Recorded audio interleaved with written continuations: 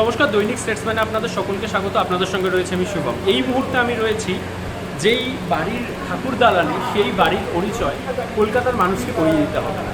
সেই বাড়ি কলকাতার মানুষের নস্টালজিয়াতে, মানুষের অভ্যেসে মিশে গেছে সেই বাড়ির পুজো। অর্থাৎ আমি এই মুহূর্তে রয়েছি শোভাবাজার রাজবাড়িতে।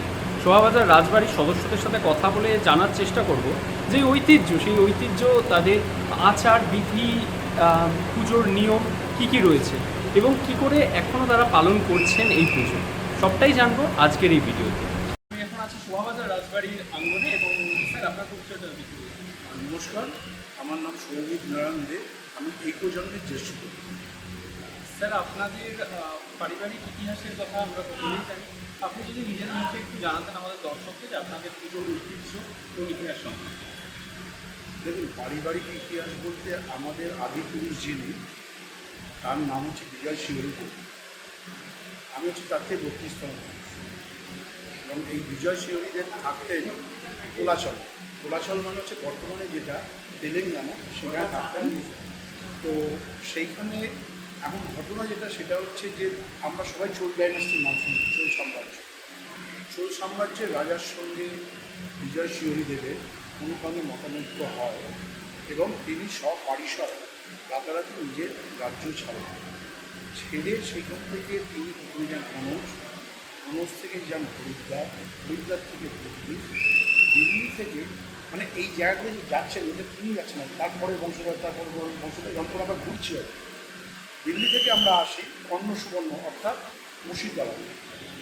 সেইখানে আসার পর তখন বাংলাতে সেন ডাইনেস্টি বা সেন রাজারা রাজত্ব করছে।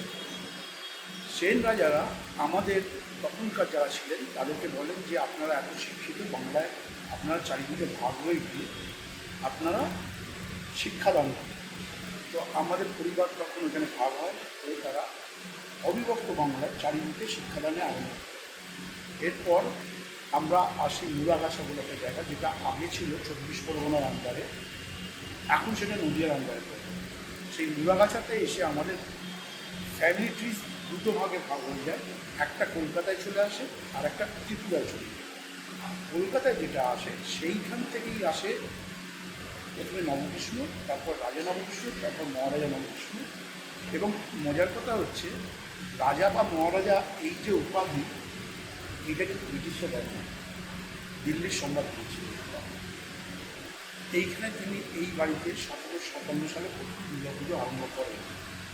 তখনকার দিনে কলকাতাবাসী একটা পুজোকে নিয়ে যে এত জাঁকজমক হতে পারে, 1 মাস ধরে তার জন্য মেলা হতে পারে, মন্দানিতে খাওয়া হতে পারে, সেটা আশাই করতে পারে। যাই হোক, পরবর্তীকালে সেই পুজোটাই আমরা ধরে রেখেছি। আজকে 269তম পুজো হচ্ছে। তবে এখন হয়তো সেই আগের জাঁকজমকটা নেই, যার কারণ এখন তার রাজত্ব নেই, এখন ভারতবর্ষ হচ্ছে পূজা দেওয়া। তো সেই জন্য পুজোটা একই নিয়ম এবং নীতি অনুযায়ী চলছে, শুধু জাঁকজমকটা একটু কমে গেছে। এই প্রসঙ্গে একটা কথা বলে রাখি, হ্যাঁ, 1757 খ্রিস্টাব্দে যখন অবিভক্ত বাংলায় প্রবাসী যুদ্ধের পর পুজো আরম্ভ হয়েছিল।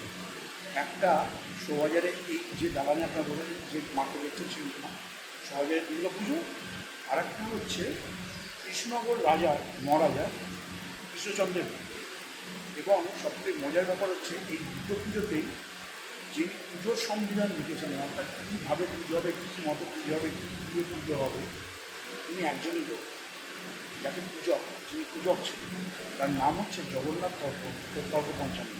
এবং তখনকার দিনে তার মতন পণ্ডিত এবং শাস্ত্রজ্ঞ ভারতবর্ষে ছিল। তিনি যে রীতিনীতি বলে গেছিলেন, আজকেও আমরা 269তম বছরে সেই একই রীতিনীতিতে পালন করছি। এবং আপনি একটা জিনিস দেখবেন, আমাদের সিংহ কিন্তু গায়ের রং সাদা এবং একদম, তার কারণটা হচ্ছে হিন্দু শাস্ত্রে সিংহের যে বর্ণনা রয়েছে তা হচ্ছে বাঁকা শশীর ন্যায় তার গায়ের রং হবে, অর্থাৎ পূর্ণচন্দ্র নয়, যখন খালি চাঁদ থাকবে তার যে রং দেখে পুরো সাদা নয়, সেই রকম রং হচ্ছে আমাদের সিংহের। আর কিন্তু পুরো শ্বেত নয়। এবং আরেকটা জিনিস হচ্ছে, এই যে সিংহর মুখটা ঘোরার মতন, এই সিংহ কিন্তু অতীতে দেখা যেত আপনার ইয়েতে কাশ্মীরে, এখন অবলুপ্ত হয়ে গেছে।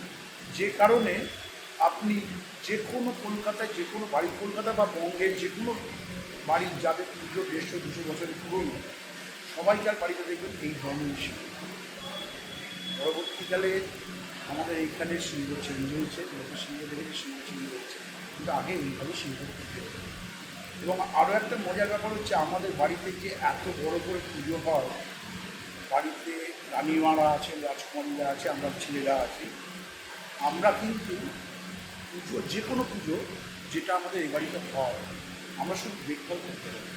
আমরা পুজোর কোনো সামগ্রীতে হাত দিতে পারি না, পুজোর কোনো ফল কাটতে পারি না, কোনো কিছু করতে পারি না। মানে আপনাদের বাড়ির পুজোতে সেই আচার অনুষ্ঠানগুলো হবে, যে পুজোর জোগাড় যন্ত্র যেগুলো আমরা বাঙালি বলে থাকি, সেগুলো আপনারা বাড়ির লোকেরা করেন? করতে পারি না। তার কারণটা হচ্ছে, হিন্দু শাস্ত্র অনুযায়ী কায়স্থরা এগুলো করতে পারে না, এই কাজগুলো শুধুমাত্র ব্রাহ্মণরাই করে।